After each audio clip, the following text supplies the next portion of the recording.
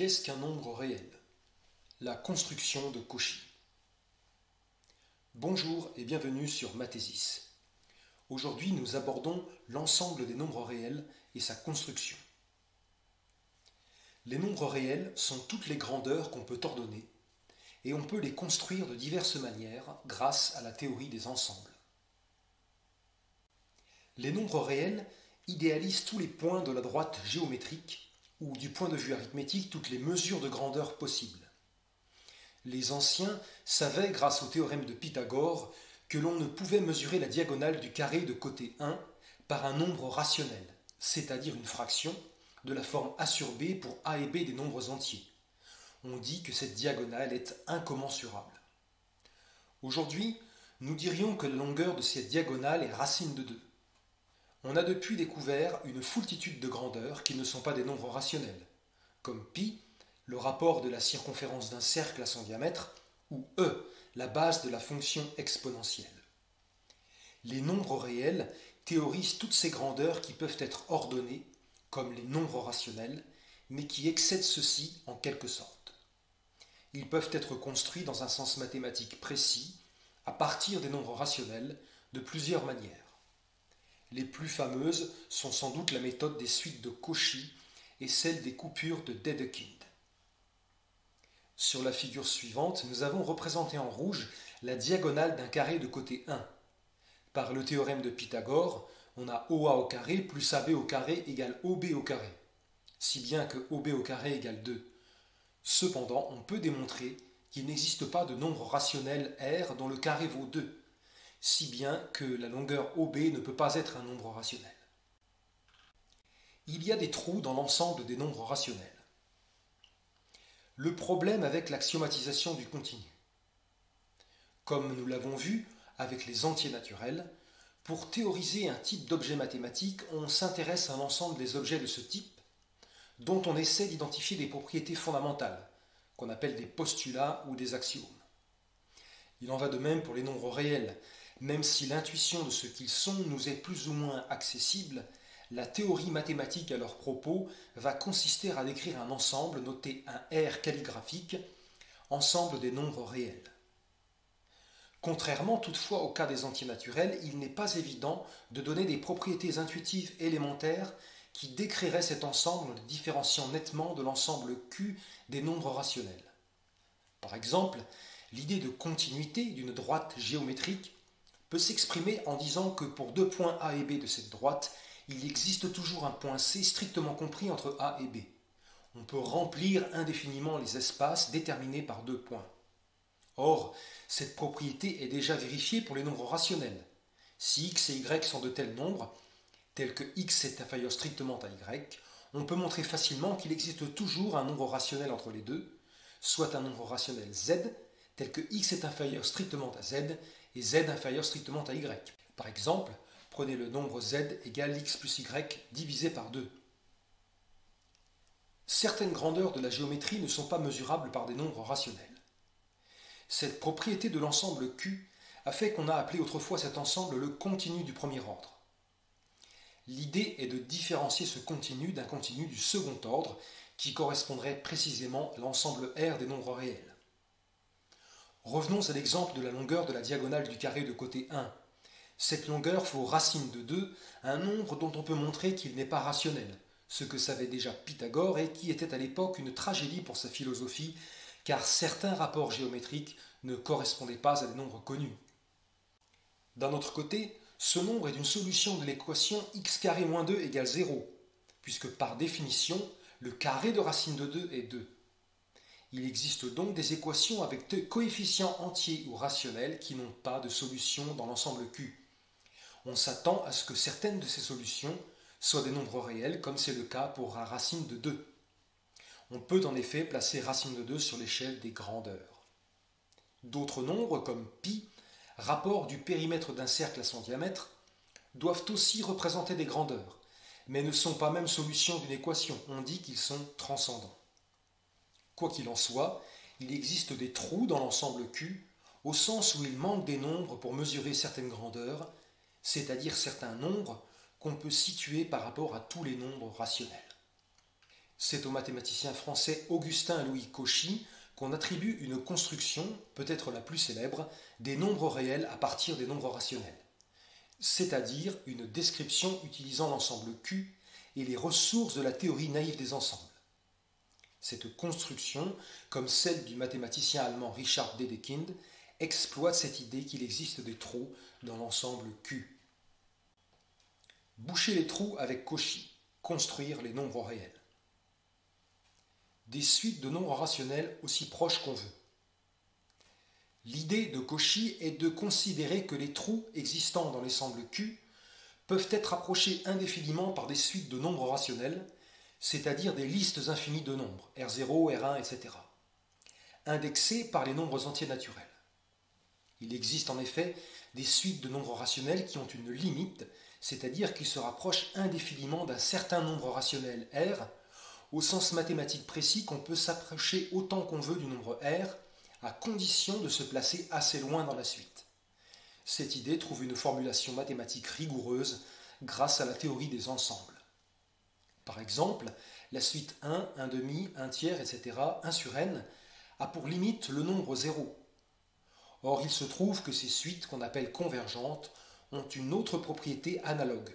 Leurs termes sont aussi proches l'un de l'autre qu'on veut, à condition de les choisir assez loin dans la suite. Cette propriété, dite de Cauchy, peut également se formuler de manière rigoureuse, et si on note l'analogie évidente avec la propriété de convergence, celle-ci est une propriété intrinsèque de la suite, ne faisant donc pas appel à un éventuel nombre extérieur. Remplir les trous par des suites de Cauchy.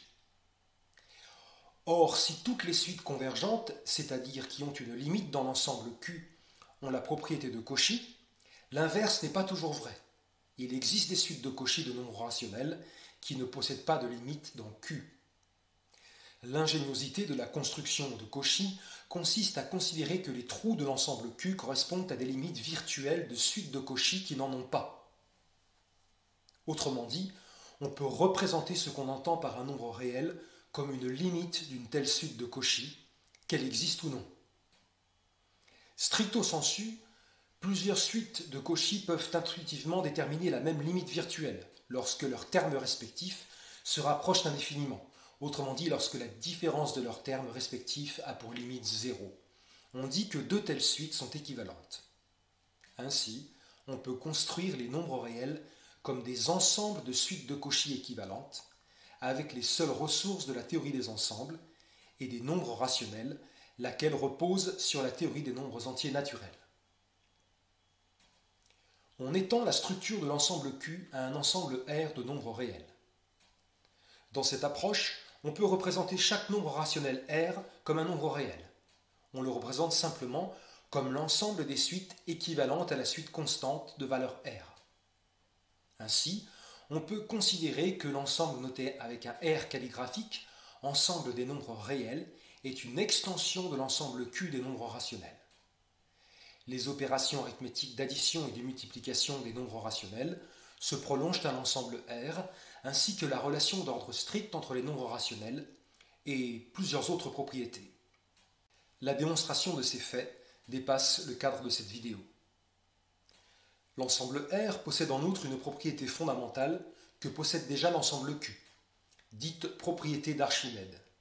Si x est un nombre réel, il existe toujours un nombre entier naturel n plus grand que x, c'est-à-dire ayant la propriété que x est inférieur strictement à n. Cette propriété, en apparence simple, est essentielle à l'analyse réelle, c'est-à-dire l'étude des fonctions de nombres réels, comme les fonctions polynomiales, les racines, le sinus, le cosinus, les fonctions exponentielles et logarithmes, etc. C'est aussi le cas de la propriété dite de la borne supérieure, qui n'est pas vraie dans l'ensemble Q. Tout ensemble E de l'ensemble R, qui est non vide et majoré, c'est-à-dire tel que tout élément de E est inférieur à un certain nombre réel appelé majorant, tout tel ensemble possède une borne supérieure, c'est-à-dire un plus petit majorant. Cette propriété est analogue d'une propriété essentielle de l'ensemble n des entiers naturels, qui est que toute partie non vide de cet ensemble possède un plus petit élément. La droite réelle est complète. Les suites de Cauchy de nombres réels convergent. Remarquons à propos de la construction de Cauchy que puisqu'on a construit l'ensemble R, appelé aussi droite réelle à cause de sa représentation géométrique, en bouchant les trous de l'ensemble Q, on pourrait se demander si on a bouché tous les trous. Autrement dit, qu'est-ce qui nous garantit qu'il ne reste pas des trous dans R, dans le même sens qu'il y en avait dans Q? Cette question se reformule avec les concepts évoqués précédemment de manière précise. Alors que toute suite de Cauchy de nombres rationnels n'a pas de limite rationnelle, est-ce que désormais toute suite de Cauchy de nombres réels possède une limite réelle? Si la réponse est négative, nous n'avons fait que déplacer le problème. Fort heureusement, la réponse est positive et la démonstration repose sur ce qu'on appelle un argument diagonal. Cette propriété est appelée la complétude de la droite réelle et on peut en déduire la propriété de la bande supérieure, et la propriété abstraite de complétude donne lieu à la théorie des espaces ayant des propriétés similaires à cette droite et qu'on appelle espace métrique complet. La complétude de R permet de définir les fonctions de l'analyse. Cette propriété de complétude permet la définition et l'étude de nombreuses fonctions réelles, comme les fonctions trigonométriques, le sinus, le cosinus, la tangente, etc., et leurs fonctions réciproques, les fonctions polynomiales, les fonctions puissance et les fonctions racines, les fonctions exponentielles et logarithmiques, etc. La connaissance de ces fonctions est importante à la fois pour la science mathématique en elle-même et pour les applications de l'analyse et de la géométrie à d'autres sciences. Par exemple, alors que, comme nous l'avons déjà évoqué, le nombre entier 2 n'a pas même de racine carrée dans l'ensemble Q, n'importe quel nombre réel petit x possède une racine d'ordre n quelconque pour n un entier naturel, du moins si x est positif, et d'ordre n impair quelconque si x est positif ou négatif. Une telle racine est un nombre réel y tel que y puissance n égale x, et cette notion peut se définir grâce à la propriété de la borne supérieure qui découle de la complétude de R. Les grandeurs de la géométrie, classique et moderne, sont mesurables par les nombres réels. À ce sujet, sur le plan du rapport entre l'arithmétique et la géométrie, notons que les propriétés nouvelles des nombres réels permettent de résoudre la problématique antique de la mesure de la diagonale du carré unité grâce au nombre racine de 2, mais aussi de mesurer la diagonale de n'importe quel rectangle et par exemple la circonférence d'un cercle quelconque grâce au nombre pi. L'application des nombres rationnels à la mesure de certains rapports de grandeur associés à des figures planes, construites par exemple à la règle ou au compas, trouve dans la théorie de nombres réels les bases d'une vaste extension qui concerne l'application de la mesure des grandeurs à toute forme réelle dans le plan ou dans des dimensions supérieures. Ceci est lié à la possibilité des théories de l'intégration et de la différenciation et constitue un progrès essentiel de la mathématique moderne par rapport à la mathématique ancienne. La géométrie différentielle, théorie géométrique classiquement associée à la mécanique et à la physique en général, est rendue possible par ces théories et donc essentiellement par la complétude de la droite réelle. Sur la figure suivante, nous avons représenté quelques nombres réels. Les entiers relatifs -3, -2, -1, 0, 1, 2, 3, 4, le nombre rationnel -1,5 et les nombres irrationnels racine de 2, E et pi, les deux derniers étant dits transcendants. On peut représenter autrement les nombres réels. Boucher les trous autrement avec les méthodes de Cantor et de Dedekind. Il existe d'autres façons de construire un ensemble de nombres réels. L'une d'elles, celle de Georg Cantor, le père de la théorie des ensembles, consiste à considérer des couples de suites adjacentes de nombres rationnels, soit de suites variant en sens inverse et se rapprochant indéfiniment l'une de l'autre. Une autre méthode apparentée, celle de Richard Dedekind, consiste à considérer des coupures de l'ensemble Q, soit des décompositions de cet ensemble en une partie inférieure et une partie supérieure. Dans les deux cas, la même idée de boucher les trous est exploitée.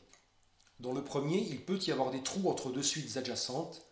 Dans le second cas, on peut couper l'ensemble Q au niveau d'un trou. La même essence d'un corps archimédien complet.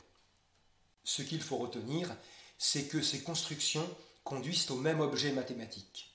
au sens où nous l'avons évoqué dans l'article sur les nombres entiers naturels. Même si les ensembles de nombres réels construits par ces méthodes sont stricto sensu différents, ils sont en effet indiscernables sur le plan mathématique.